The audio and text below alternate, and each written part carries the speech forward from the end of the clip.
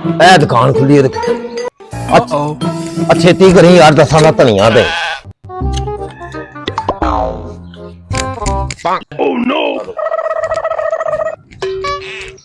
बाकी चीजा बाद च लेना पहले सब्जी की दुकान भगवान छेती करे जो दसा दा धनिया दे वो तुर पिया गा छेती कर वो तेनू को तरा दे फिर दे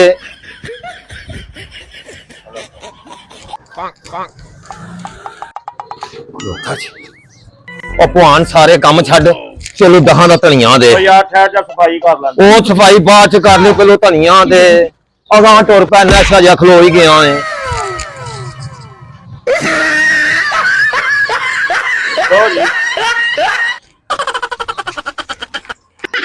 ओ दुकानदारी तू घटा करनी यारा ना खलो गल्लां करदा रहना अगा छेती कर दहां धनिया दे तू की चीज है ओ छेती कर मैं जो भी हां अगाओ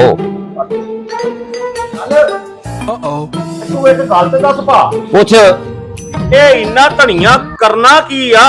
ओ मेरी होई है राती मेरी बीवी नाल लड़ाई अच्छा ओने सदे ने अपने भरा ओने बड़े तते अच्छा ओनां नूं मैं धनिया पिया पिया ठंडा करना है